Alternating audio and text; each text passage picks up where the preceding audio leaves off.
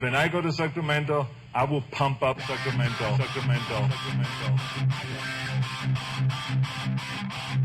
Some say the news is fake.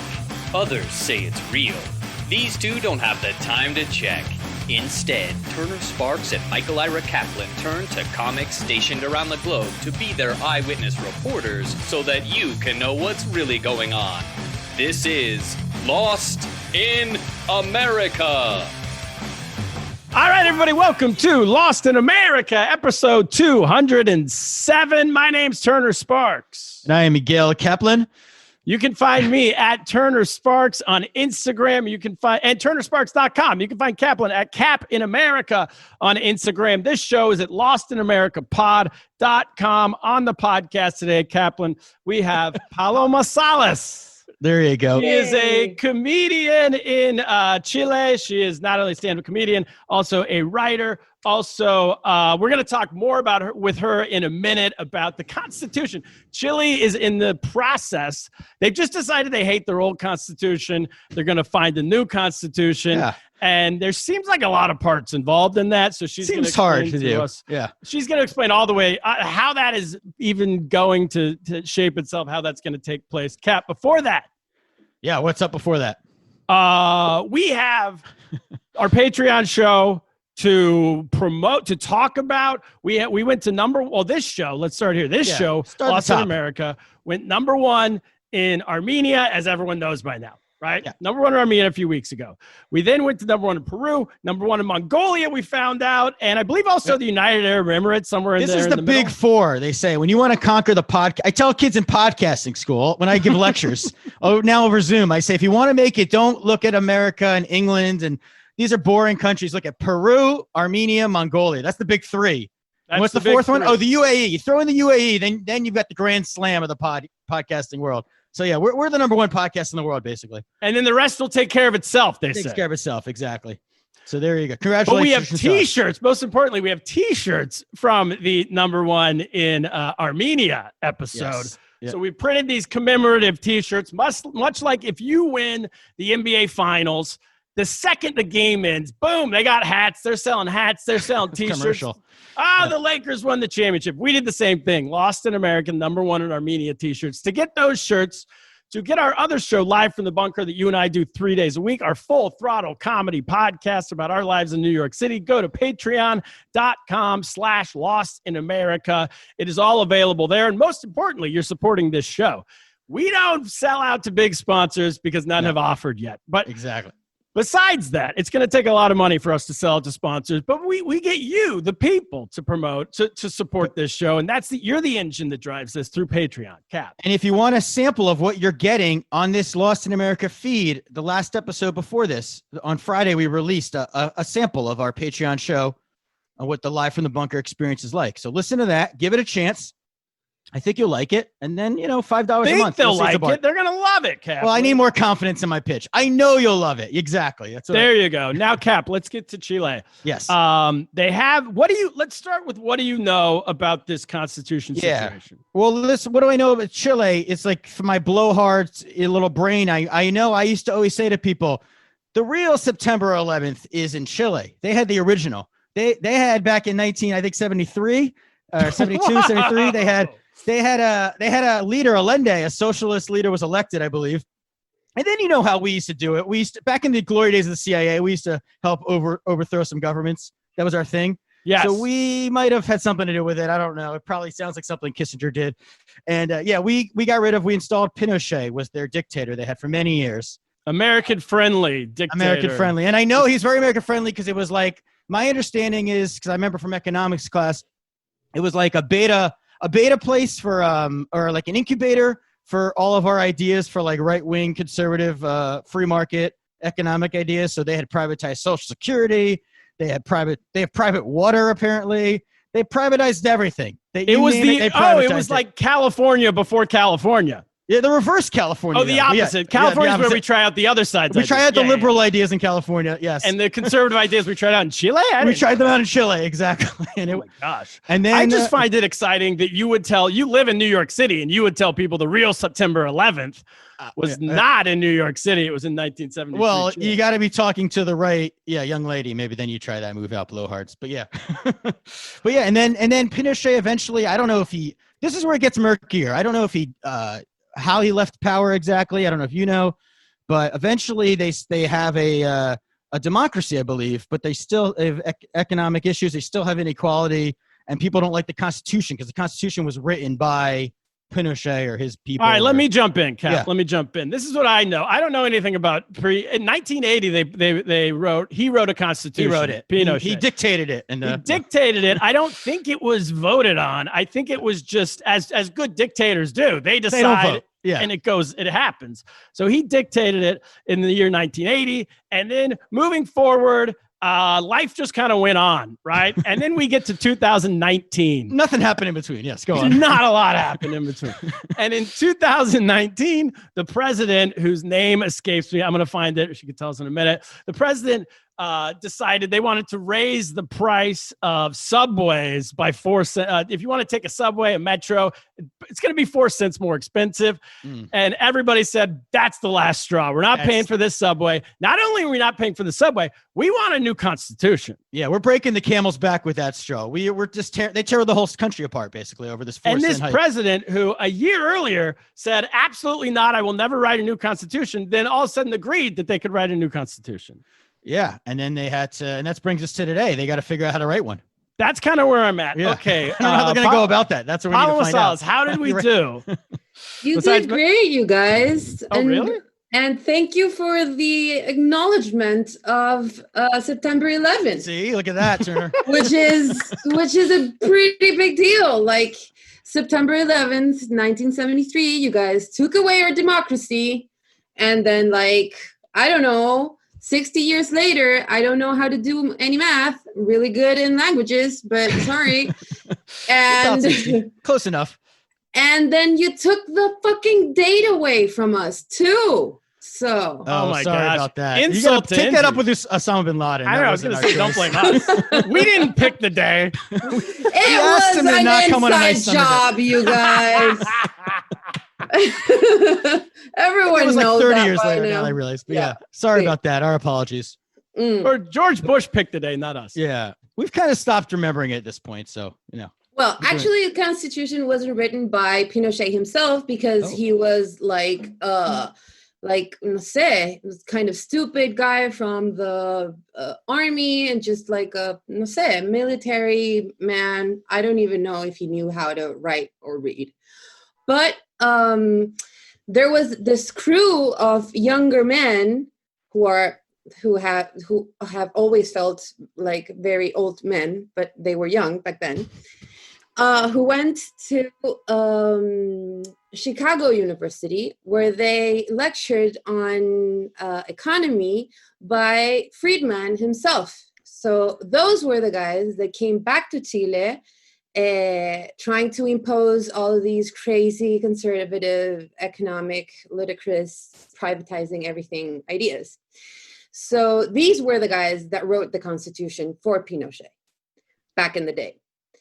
And then in 1988, the way Pinochet left was through a referendum in 1988, which is like a really, I don't know, polite way of having a dictator removed. Yeah, very polite. That's a very modern dictator. Stuck the landing.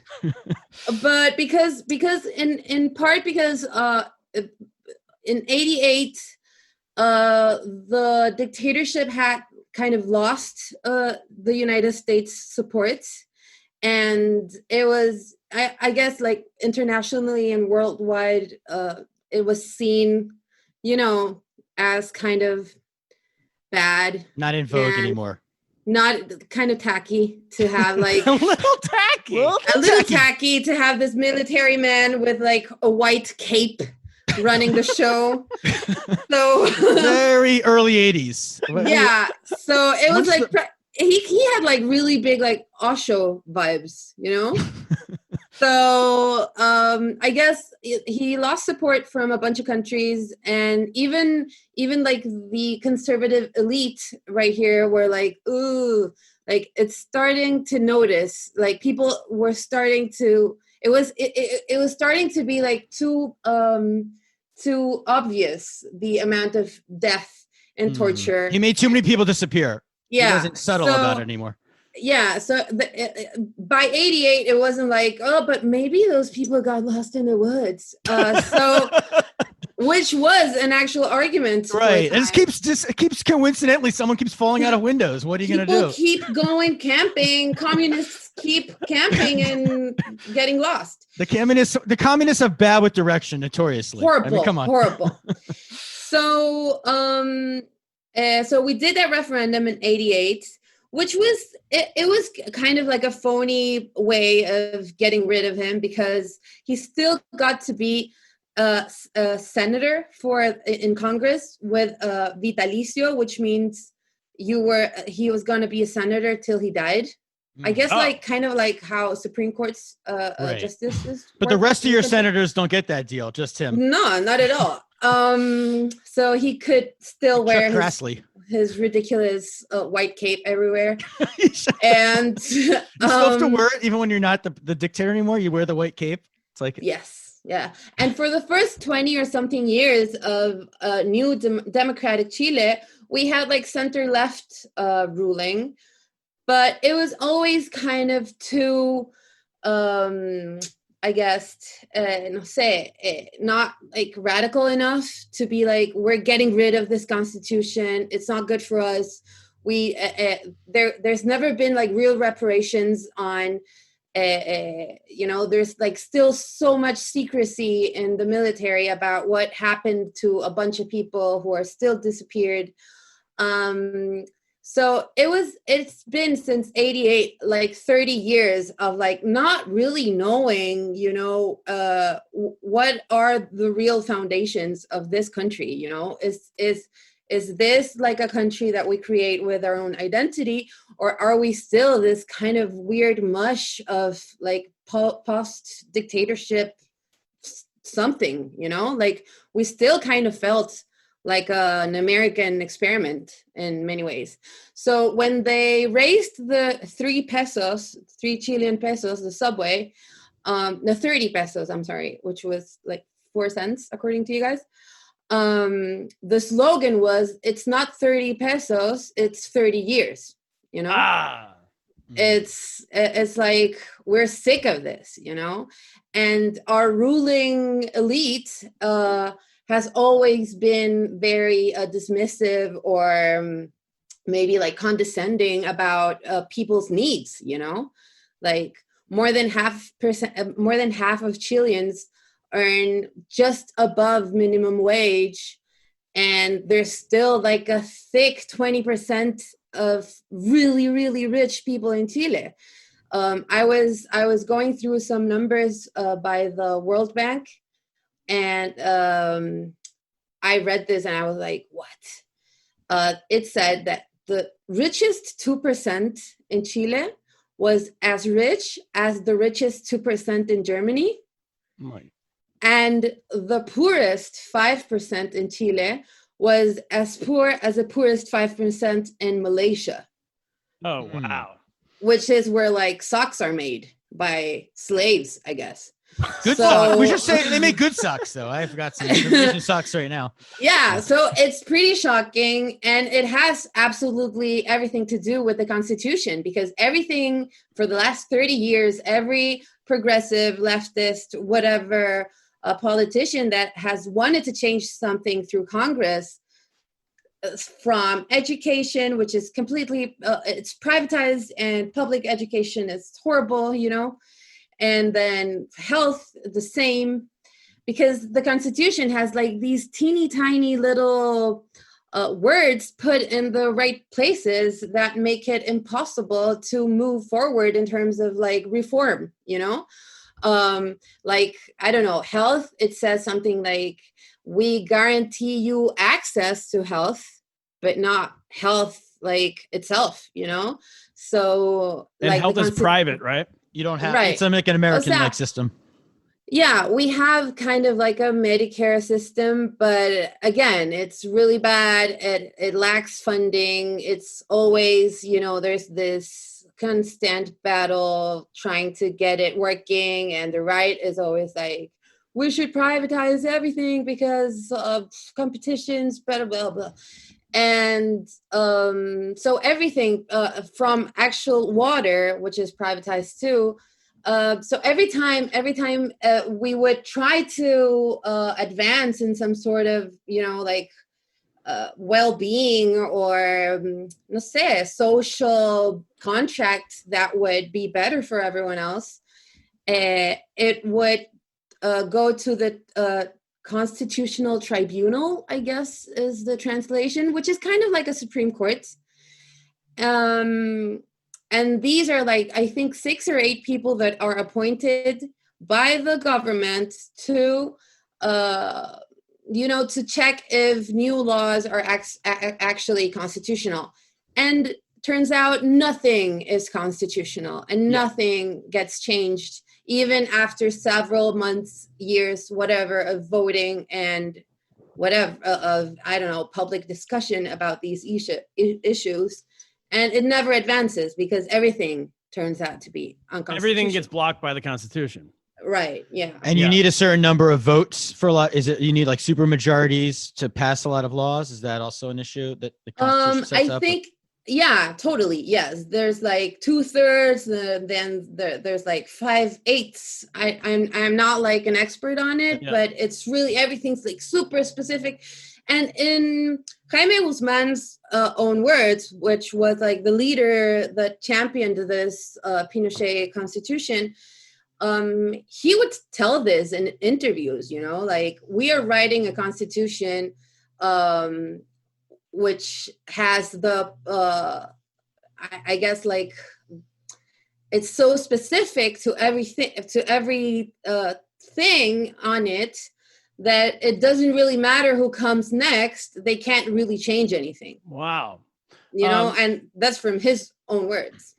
Okay, wait, I want to jump in real quick because I totally forgot. This is a good time to say that you have a podcast about the Constitution of Chile, and it's with Fabricio Cubano.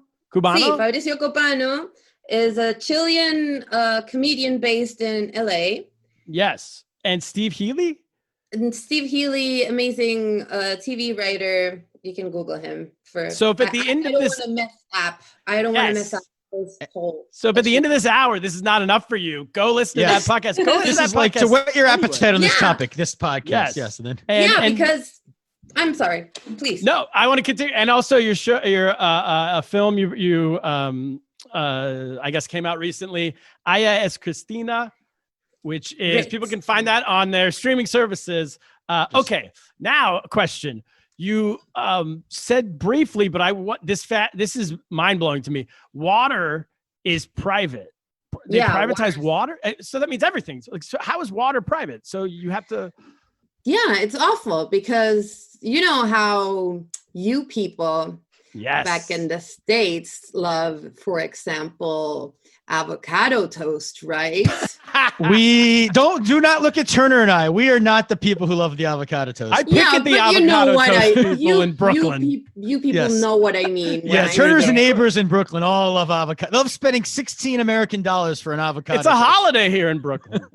So a huge, Chile is a huge avocado country. Ooh. We love avocados. We used to love them even more before you people started putting them into smoothies and doing all kind of disgusting things to it. A lot of anger here at us. Yeah, there's a huge amount. Wait, wouldn't that be good for you? You can sell them to us.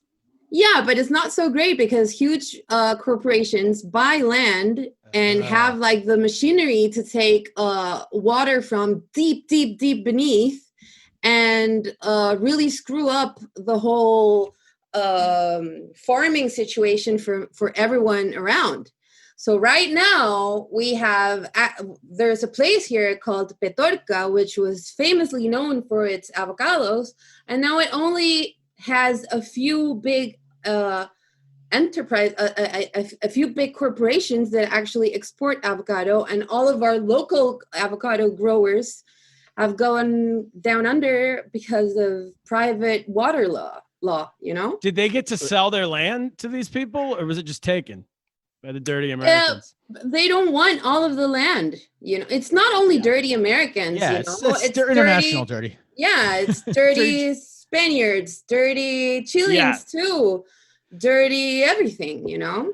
So can we be clear though that people who support the avocado toast industry are bad for like are actually evil people? We can say now with all completely evil people. Stop saying all the brunchers in Brooklyn and everything. The only thing that makes it like a super nutritious thing is all the bad things it's doing. All the tears and sweat. Yeah, you're taking away life from our country. Wow. So to get water, is it cost? Does everybody have to pay like a fee, like a water bill almost, or how does it work? No, we all have a water bill. Everyone in their houses, everywhere. And there's this thing that when you buy land, you are buying all of there's an option to buy all of the water that's beneath. Mineral rights or water rights. Water rights. Water rights, exactly. And those can be like really cool if you have like a tiny place in the country that you have your little house and you don't want to pay a water bill. So you take some of the water to, water your plants and take a shower. But Coca-Cola can buy land and totally dry up a whole zone just to put it into plastic bottles and sell it back to you, which kind of sucks. Dasani water. That's Coca-Cola. Wait till they make their avocado water. Go on. So getting to the 2019, the President Piñera. That's the current president. That's the current president. Who's center right.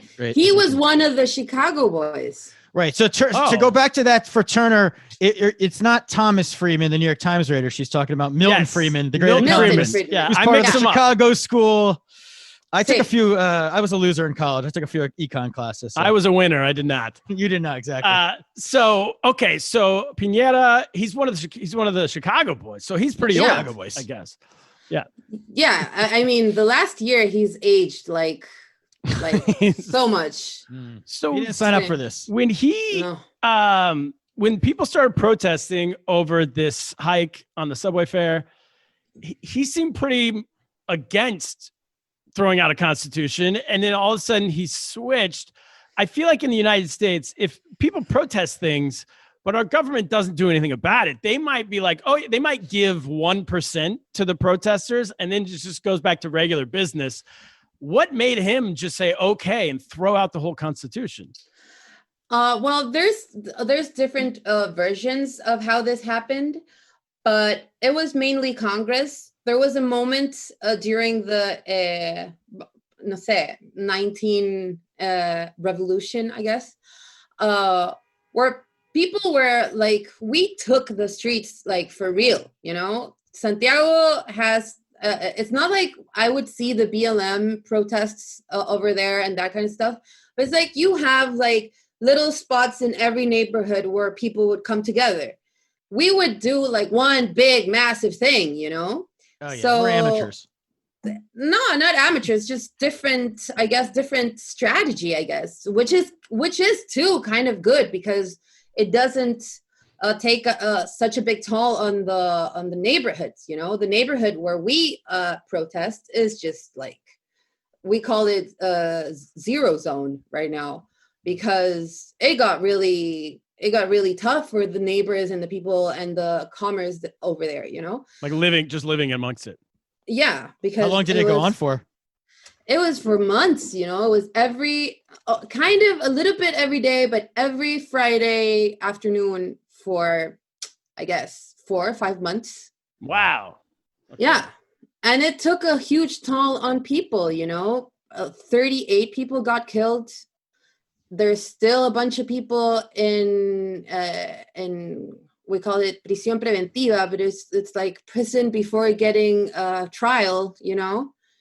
And it's been a year, and our government hasn't really done anything about those things, you know. But the thing is, it came to a point in November where Piñera was like, we need to take, the military out in the streets to I don't know, regain order and no sé, get people on their place, get a curfew, and put, the military on the streets, which for Chileans is like a really, really horrible thing to do, because we have this recent story, recent Pinochet history. Yeah, it's like, it's really scary for us, like our parents, I was 3 years old when this went away. So it's pretty recent because, as you can see, I'm super young, but, but there's rumors that the military said, we're not doing this for you. Like, we already have a bad enough name for being really right-winged and horrible, and we're not going to do this for you. We're not going to save your ass because we don't feel like you're going to save our ass when shit gets horrible. Yeah. And Congress kind of stepped in, and I feel like for the last year, kind of Congress, in a way, has been ruling the country because our president is pretty much a nothing man right now after last year. Like, his word possesses zero, I guess, weight. Authority. He has no power. Yeah, kind of like yours, but without the following and without the cult. And still Congress is like not enough for us right now because people don't feel represented by these people, And that's why in November, I guess a few people from the left saw it was the right moment to go back to this constitution discussion and be like, we need a new constitution. Because back in late 2019, the talk was like dismissive about the protest. Protest was like, but they don't have leadership. What are they asking for? Is it the 30 pesos or is it something else? Because it was feminist, it was native people, it was injustice from all sorts of and from all kind of places. It was the water issues, it was social security, it was pensions, it was everything. So the one thing that kind of englobed everything was the Constitution. Okay. And I feel like it was a week where this portal opened where the right was like, so we don't have the support of the military and people are going to burn everything down. So for whoever says like, this is not how you get things done. Violence works is what you're trying to say. Yeah, violence works. Because I've seen some of the pictures. There were some major burned down buses and there was a lot of destruction. Well, what else works? But destruction was pretty like metaphoric too. Right. Like I know, and it's really irresponsible for me to say like we only tore down like banks and chains, but it's not true. I know a lot of like small businesses went under, and it was horrible. Mm. But I do know that most of the damage and violence was really directed into big corporations or things that kind of symbolized these injustices. Yeah. And you were saying, but the goal in the beginning, maybe the Constitution wasn't the number one goal in everyone's mind, but it was kind of a uniting thing that everyone got behind towards the end. It's a pretty sophisticated conclusion to have like massively, don't you think? Yeah. Like to have 20 million people be like, we need a new constitution. Have you read the one we have? Like, no one's really read the Constitution. And it's a pretty, como, no sé, it took a little bit of educating everyone, And it took 30 years. Like, this shouldn't have taken that much, you know? So has this been on the people's minds for 30 years, this idea that this constitution's obsolete? It was put in by a former dictator. We should get rid of it?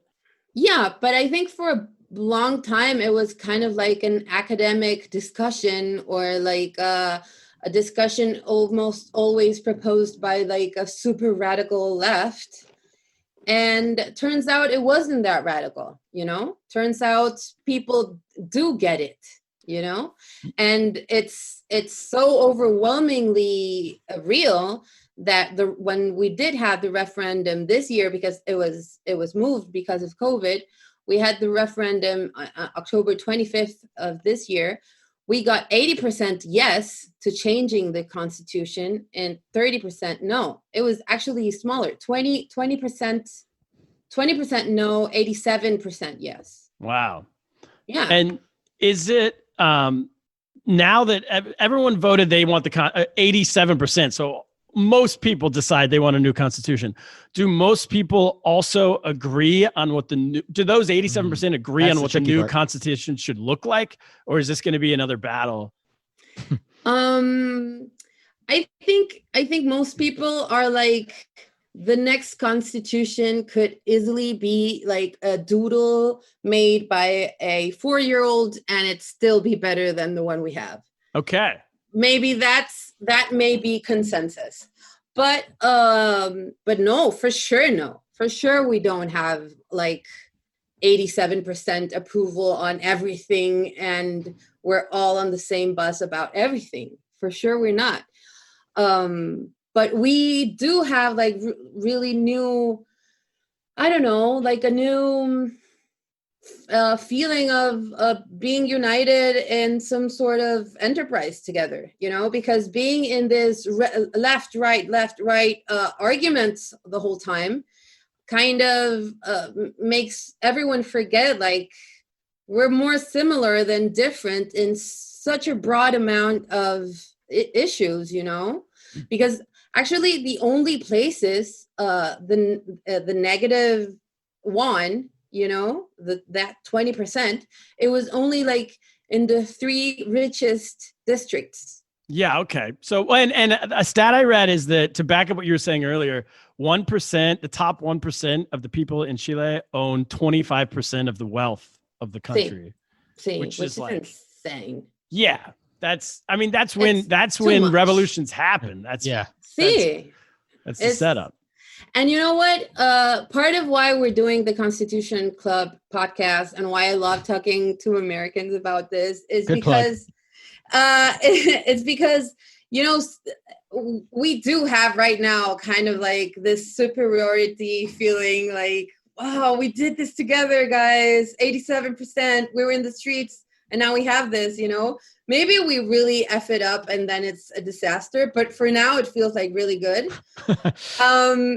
And seeing you guys' election process and seeing how horrible everything's going for you, I'm sorry.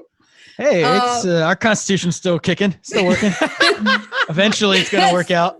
That's why we're like, sometimes I look at America and I'm like, you guys, you need a constitutional process. Well, that's to get together in Philadelphia, get the gang back together. Oh, Philly, you mean the town of that's where we wrote the Constitution the first time. But see, to me, the idea of throwing out the American Constitution, there's a part of me that I'd be like, what the hell comes next? Yeah, or it's just too long ago. That's hundreds of years. Kaplan thinks it's long ago, so that's a problem. It's like biblical almost. That's nothing to me. That has it could have been written 2 weeks ago. But anything written in 1980, I don't respect. I mean, how many good books are written in 1980? But something written in 1700s. There's some good albums in the early 80s. But is there any part of you that fears what the next thing will be? Are you 100%? Completely fearful about it, because there's still bits and pieces about the process of writing it that aren't like sealed, you know. There's a few things that still need to be shapen and voted on in Congress. Like, for example, it's what we do know, it's going to be 155 people chosen by the people, and they will be chosen by district and by a proportion of population by district. So some districts will have one person to pick, other districts will have two, some of them 8, depends on how many people live there. Okay. And what we do have sealed and locked is half of those 155 have to be women, which is historic. Like no other country has had half, like 50% men, 50% women writing their constitution. Like not even New Zealand. Huh? Not even New Zealand. But I have a question, because you said you weren't so great with math. How is this a country thing? Because 155 cannot be divided in half. That's probably the point. No, that's an odd number. Bueno, there's like a little margin. A little margin ever. Or someone who doesn't identify as either is the tiebreaker. Oh, Maybe. I see what you're seeing, Kaplan. When you mean the men and women split, I was saying that's probably the point of an odd number is the point of, so right. There can't be a deadlock. Yeah, right? I meant with the men women split. But yeah, 155 is a lot of people though. That's a lot of cooks in the kitchen. Yeah, it kind of feels like we're gonna have like a second Congress for a couple of years, because it is going to take like at least 2 years to. And anyone can run to be one of these 155. Yeah, anyone can run, but there's still this kind of shady process in which independents maybe don't get the visibility a person that's aligned or subscribed to a party maybe does. And because parties are going to have lists and independents are going to go on their own. And all of that still kind of feels, because there's this, we now know Chile is 87% yes, 20% no, but that 20% still is represented as if it were 50%, in politics, in media, in everywhere, And isn't he going to have it where then once they come up with something though, then the people have to vote on it to approve it? Is that, so that's, but that's, but that's the 155 people are the ones, delegated to vote for those things, I guess. Oh, it's not. So it'll only be a vote amongst 155 people, not a vote amongst the whole country. No. Because you've already voted for that person. Like that person represents me. They take it away. Yeah. Okay. Yeah. And actually, no sé, right now it's not completely finished, but I think it didn't pass Congress, which was a project to have, for example, reserved seats for native how do you call that now? It's indigenous people or native nations, I guess, people. We wanted 21%, which is the percentage of native people in our population, to have representation in the new constitution. And I think we're not getting it, maybe. So they're going to have to run as independent, and we don't know if they're going to be able to get in, for example, And there's a bunch of things that still need to kind of work themselves out. And the people choosing how to work these things out are still the people that are in Congress and who we don't really trust anymore. So I saw that when you guys voted on October 25th of this year to have a brand new constitution, you also voted on this assembly of 155 people. And the other option would have been to have Congress figure it out, right? It was, the other option was half Congress, half picking normal people out of the streets. Okay. Oh, really? That would have been great. But now everybody's out of the streets, right? Yeah. Or no? And now, yeah. I mean, it can be people that are that have some kind of relationship to a party, The good thing about the choice we made is that people that go into the Constitutional Convention aren't allowed to have public, ¿cómo se dice? How do you call that? When people vote for your public... They can't hold public office already. Yeah, they can't hold a public office for like 5 or 6 years after doing this. After this. Oh, okay. So the idea being these are just citizens. Yeah. These are not career politicians. Or that's our that is what people wanted when they voted for this. And is there and until so you have 2 years to pass it, and then I read also you can extend it for 3 months or maybe 6 months or something. See, I'm not really onto that yet. Okay. Yet, but yeah, I feel I've heard like it's 2 years. 2 years. It's probably going to take more. Like I was thinking that. Yeah, it might take to agree.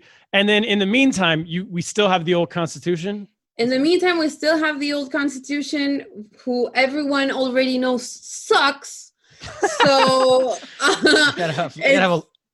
yeah, so it's we have like a really we're gonna have like a really hard time with authority for these 2 A lame years. duck constitution is a tough concept. Like, we've never like, Trump's a lame duck president for a couple of months and he's not handling it well. It's the Trump of constitution. Exactly. Yeah.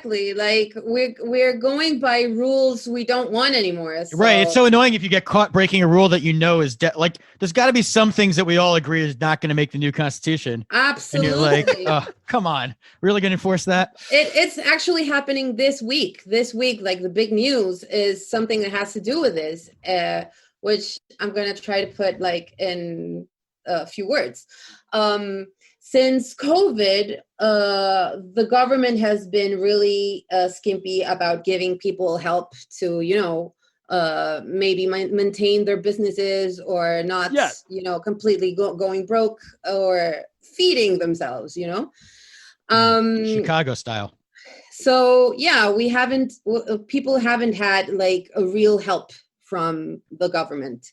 So the solution we came up with, which it's kind of like a little bit of a populist solution the Congress came up with, was making people take or having people be able to take money, 10% of their pension money, because our pension money is run by private pension people, corporations. It's private, and you're not allowed to take your money out of it until you are 65, I guess.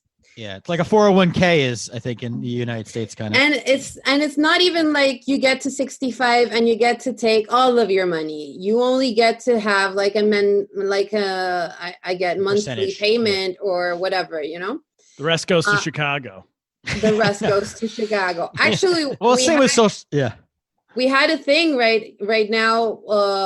One of our like more leftist papers revealed that 20 of the worst environmentally horrible corporations in Chile were mainly being invested by our pension system. Oh my gosh. See, horrible. Hey, but you want your pensions to go up, so that's the price you pay. The pension system is one of the first things it's gonna go. So the privatized Social Security experiment's gonna end. We predict. We hate it. We hate it so much. Just imagine that our pension system was once brought as a project to the States, and the States was like, no, this is too liberal for us.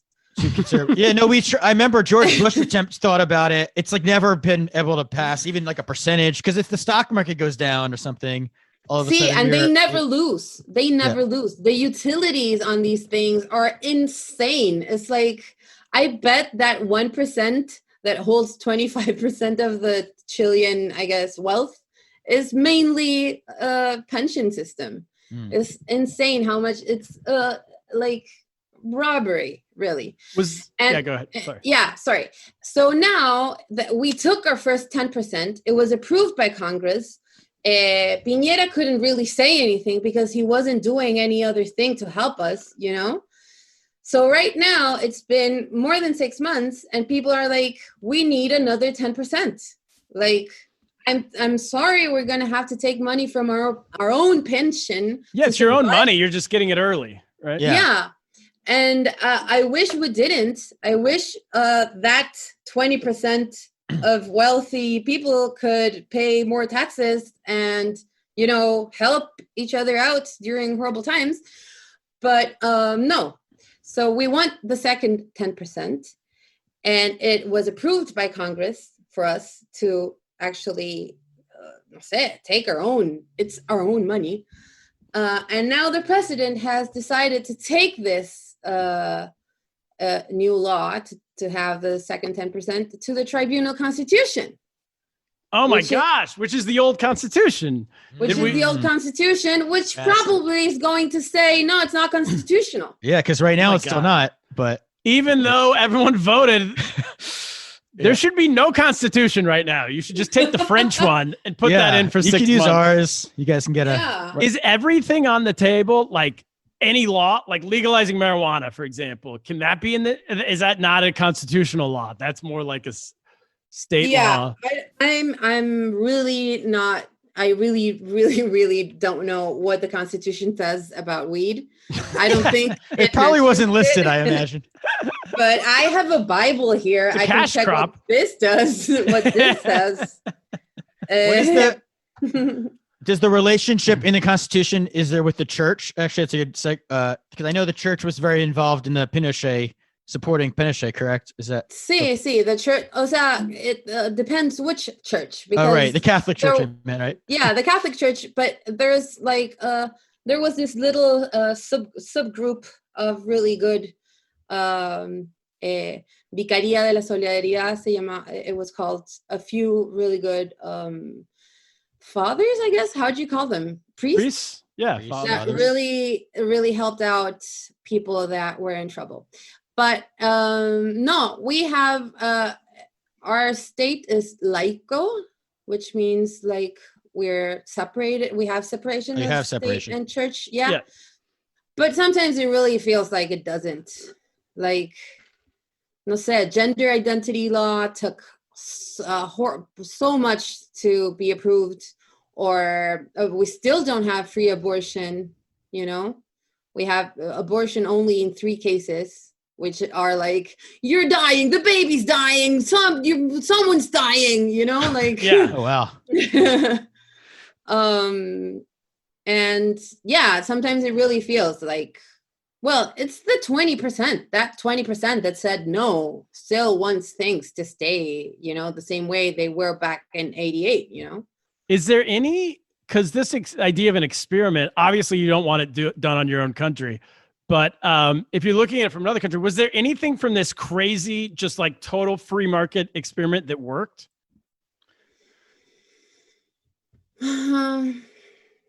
But I could like totally ask the same thing back to you. Like, do you think the United States works? I do. Yeah, but I know what you mean. Mostly. Chile has, that's what's interesting about it, is that you have economic numbers that are, I think, relatively good for South America in a lot of ways, but then there's this horrible inequality problem. So it's almost like, how do you fix that without ruining the other parts? Is that? I think for normal people that go to work every day, everyone's kind of realizing that those macroeconomic digits don't really mean anything. Doesn't mean anything to them. Yeah, like maybe it does to the no sé, how stable your huge corporation or your huge pension service is doing. But not really for people that work, check to check. Like, it's been the same for us, Right. And that's why this protest, I mean, it was a 4-cent raise on public transportation, but it was like, it was more symbolic in a way, right? That people, they don't understand this means something to regular people. Yeah. Yeah, because it was everything. There was also talk last year about 40 hours of work contracts for minimum wage and for other stuff. Like every single thing that had to do with making worker people's lives better was always like rejected, or it had a fine print, or it had some way it didn't really, apply, and it didn't really work. I mean, if you have 80% of people agreeing that it's wrong, that means it's people on both sides, politically on all sides. Right? Yeah. I'm sure. And when people ask me and are like, aren't you glad you're going to have like a feminist constitution because 50% of the people writing it will be women? It's like, I don't know if all of those women are going to be feminists, you know? A lot of women voted for Trump, they say here. They like to point out. A lot. A lot, you know? And it's like, I think for the last 30 years, I remember during the 90s, I was really young, but one of the big like cultural things we always asked ourselves as Chileans was like, what's our identity? You know, like Argentinians are so like this, Peruvian food is so like that.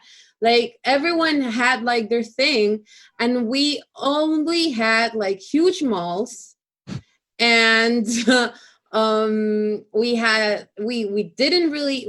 really in touch with our culinary thing or our what are we, you know, like we really didn't know when we came out of the big dictatorship. It was 17 years of curfews, and such a small, tiny cultural life was just, you know, theaters were like bing, bing, bing, 3 theaters maybe, you know. Arts, so like it took a while for the arts to return. You know? And it really felt like we didn't have like an identity, you know. And I feel like right now it's a step forwards, giving us, I don't know, sovereign, dignity was a huge word during this whole process. Like, we want dignity, you know. Did you have a lot of people move back to the country, I imagine, after Pinochet? Was it like almost like people who had fled, like leftists and people who are people were exiled in other countries that came back. Did a lot of them come back? Yeah, they came back. See, a bunch of them came back, and a bunch of them still live abroad and got to vote against Pinochet's constitution. Yeah. Oh, you can vote from abroad. Yeah, well, you can vote from abroad, and it was really funny. Like, it's fraud, but that's what the Constitution, the lame duck Constitution, is saying. That was fraud. By the way, Kaplan's brother voted from abroad. It's legal. It is legal to do in our country. He voted in the American, not for the Chilean. Yeah. Oh yeah. Clarify. It's absolutely legal, and it was really funny to see like the Chileans abroad. What would they vote on, depending on where they were? You know, like. It's really funny because New Zealand, Australia, those are the first votes to be counted and come in because of the time difference. And it was like the only ones that voted no to the new constitution were like Dubai. Yeah, or like they have contracts with companies that currently exist. Yeah, like Dubai, Tokyo, or you're telling me the Dubai Chileans don't care about the feminist constitution? They don't, you guys. Unbelievable. They're not in touch with the working man in Chile. The 4 cent raise didn't matter to them. Is there an idea that if it takes too long, if there's like a couple of years, we don't know what the new constitution is going to look like, that could be bad for business of the country, like exports or completely. That's all they hammer on about. This is stability, and what's this country going to look like in 3 more years? We don't know. But you know what? It's like, what's any country going to look like in 3 more years? Yeah. Like, you guys we have no idea. Yeah. You guys get to talk to people from every country, and it's like, Peru. What? Yeah. What's going to happen in Peru? Well, what's going to happen next week in Peru? You know, exactly. They had 3 presidents last week, so yeah. You know, what's going to happen in our country? We change course every 4 years. I mean, it's like incremental, but we still do. Yeah. Well, if you're actually asking me, I think what's going to happen in your country? Yeah. I think you're going to turn into a big cult. A cult? We have behind a cult who? You're going to be half of the country is going to be like a weird cult, and the other half is going to be like the cult doesn't exist. No, it doesn't. Like, it's not real. And I think we've all accepted the cult exists. Yeah, at this point. I think in 2016 we might have said no, but after 4 years, yes. We well, maybe not all of us. I'm sure there's still people out there who haven't come to reality. But yeah, you're right. We're pretty So what do you want? What's ideal for you in the new, like what's the broad big strokes, ticket items the that we broad need to get rid strokes of? of the new constitution? Well, of course, no more private water. I'm not an expert on water rights, but I'm sure there's really qualified people that have the right ideas and what to do with that. Yeah, you don't want Coca-Cola coming out of your tap. I mean, yeah, No. we don't even have private water here. Right? I mean, See? so, yeah. Insane. Yeah, so I'm saying you shouldn't. It's good to be like America is like the leading on the right of center nations. So you don't go too far. It's general rule. Don't go past us. Don't go past us on No. most things. Maybe a few. I don't know, but And water right now we're like so past you guys. Yeah, way past. In so many things. Well, education needs to be guaranteed for everyone, like you shouldn't need to pay for education.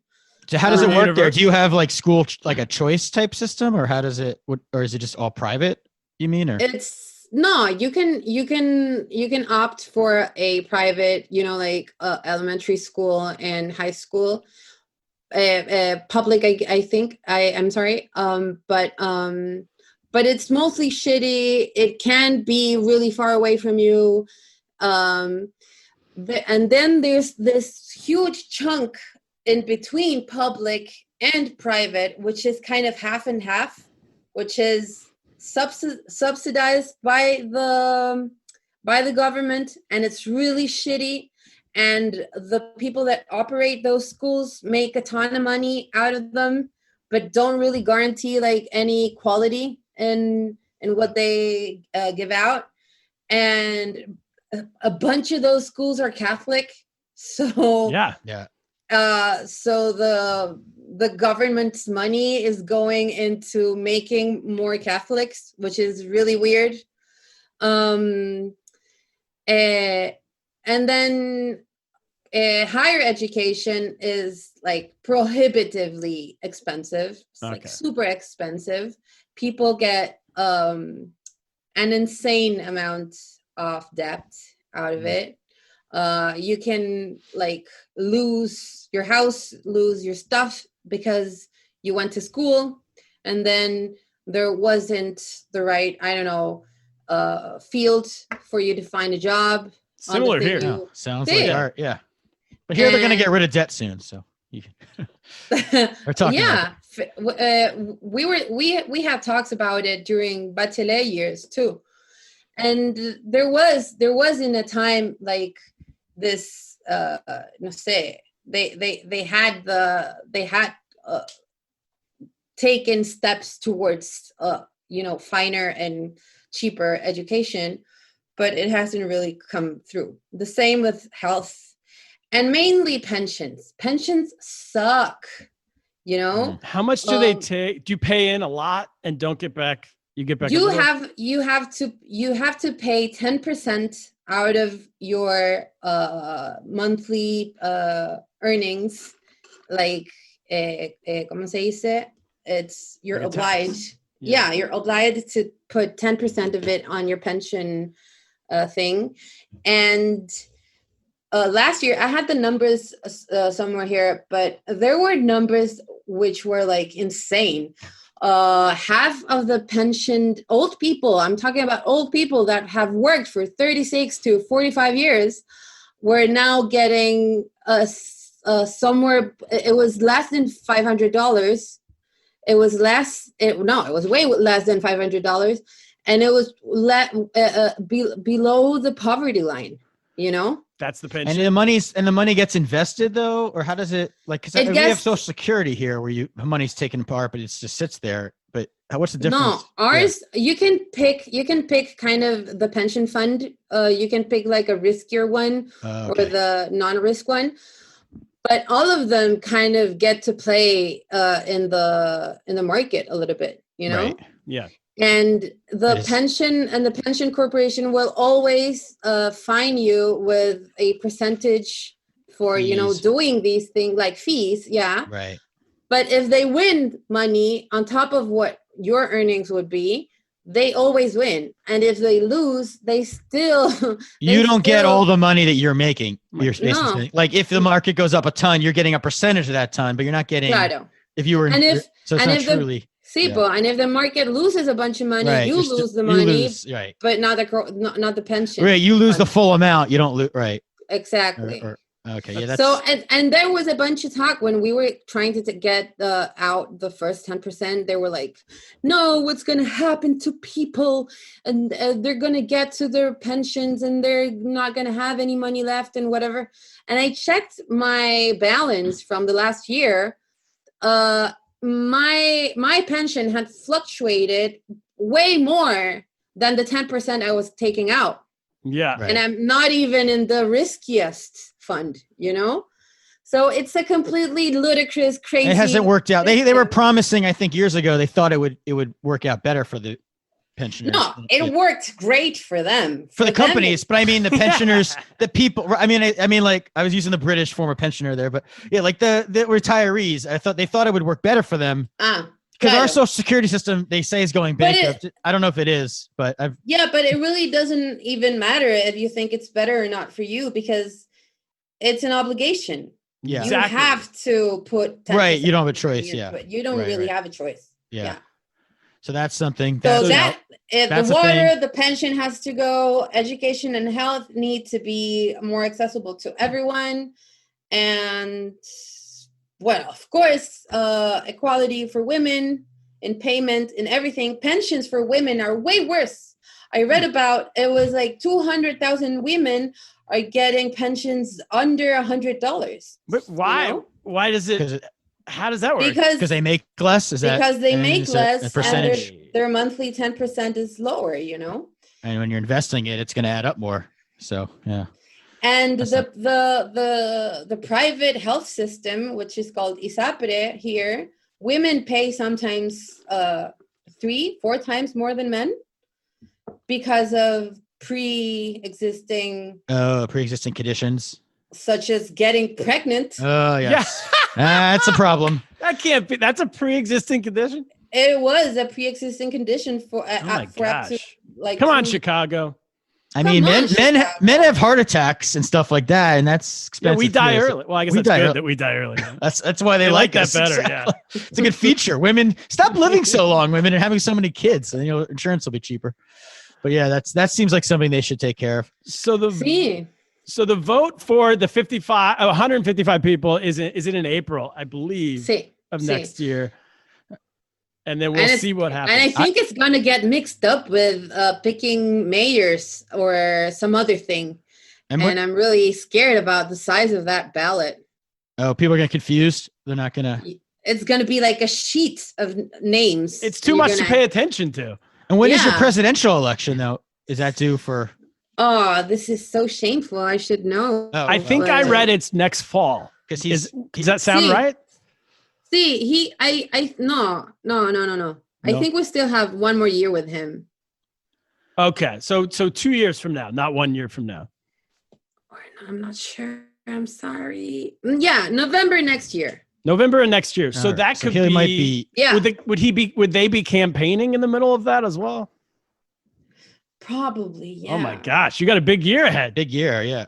See. Yeah, but there's now talk of who could come after Piñera, but it's still, like that preliminary talk about people are going to disappear in 3 more months. Oh I'll my ask. gosh. I got some friends in Chicago. I'll see who's the next one to send down there. Yeah, that'd be I great. have one Someone request. from Second City, huh? Yeah, Second City, exactly. Oh yeah, let's send some improvers down. See, Oh my god. please, That would change like no things up. more Friedman, No more a Freeman. little bit more polar. Yeah. Amy Poehler. That's a great motto. Chile. On that note, I have one request. I think you guys should consider is that with the Constitution, can you change your flag a little? Because No. it's just like the state of Texas. I get so confused with the state of Texas every No. time I see it. I think I can't keep track. And then you don't want to We look too much like Texas. we are a struggling country trying to figure ourselves out, You can't and you change. want us to change All right. fucking Texas, you guys. All right, I'll see. Well, we have to get a Texas comedian on next week. I'll see if I can. Yeah.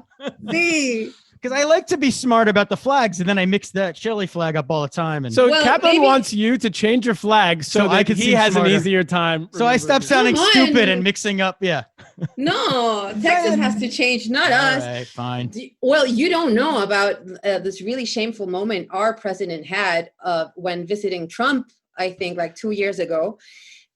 He came, well, our president is as stupid and as cringy and as horrible as Trump for us, you know. At first we would laugh about every stupid thing he did and said and whatever, and now it's like we don't even give him funny anymore. Yeah, it's not funny anymore. Joke's over. Yeah, but when this happened, we would still laugh and still think like he was some sort of like an embarrassing dad that would go to the parent-teacher meeting, and he got to have this one-on-one with Trump, and he brought with him this really kind of shitty, just a printed paper, kind of like folded or like a little, no sé, it really looked cheap and wrong. And it was like a zoomed in picture of the American flag where the last star in the bottom right met the two stripes, and it looked like a smaller Chilean flag inside, like in the heart of the like American in our hearts. flag. Yeah, and it was so embarrassing for everyone back here. It was like, no, he didn't just. But for Kaplan, this is good. This is how he can remember what your flag looks like. But I'm sure Trump thought it was the Texas flag too and was totally confused. Why is this guy giving me the Texas flag? Absolutely. Not that Trump knows many flags, but he might know Texas. So. Yeah. Last question. I know you guys are like in and out of lockdown or kind of in lockdown. How's stand-up comedy going right now for the scene? Well, today I have, for the second week in a row, my weekly show, which I have every Monday in the Comedy Bar. And it's the second time I do it since, I think, March. Nice. So it's exciting. We're back with only like 25% of what normally would be the amount of people there. Yeah. But we have like an online transmission of what's going on in the club too, so people can watch it from home. But still feels it. I don't know. Like going back, like people ask me, like, is it weird doing stand up for only like 50 people that are like super away from the stage and everything? Yeah. But it's like it's not weirder than not doing stand up for 10 months. Totally. Know? I was doing it all summer in New York in like parks. People are playing Frisbee and I'm like trying to tell them jokes. I'll take anything. I'm a beggar for anyone to listen to my material, especially when I'm still writing and I have nowhere to put it. Rooftops, parks, 25% in a room. I would take that. That's great. See, I'm really happy with it. And it feels like inside, and it feels like, well, it is inside. And I don't know. It kind of feels like we're back. I know we're not really, but it kind of does. Are people still wearing masks and everything? Is it? I mean, how prevalent is? Yeah, people are wearing masks, and they're not. And that's the other thing. Like, please don't laugh that hard. That you spit. Oh, exactly. Don't be too funny. That's the thing. Well, I'm not. I'm really not, because 10 months. You're a little rusty, you're saying. Hey. Yeah. No, that's true, because it spreads. Yeah, exactly. So don't laugh too much when you go to a show. Tip. Be like, we all have to be like really smart comedians that make people go like, yeah. I don't want to make you laugh. I want to make you think. One of those. Dry humor is safer right now. Be like, thank you so much. Paloma Salas, thank you for doing the show. Thank you guys for inviting me. Yeah, it's a lot of fun. We'll have to check out your podcast. What country's next? We don't know. We follow the news. We might actually know this week. We might be doing a show. We might be doing Myanmar, and the lady Aung San Suu Kyi, I'm mispronouncing that. She got reelected under conspicuous circumstances, you could say. Yeah, they make some socks there. No. Isn't that the place everyone's has to have Facebook whenever they buy a cell phone? I think it is. Yes. Yeah, you need to look into that. There you go. Some because- research for next week. Look at that. Yeah. We're gonna say that in the Head opening. start. Yeah, she was this.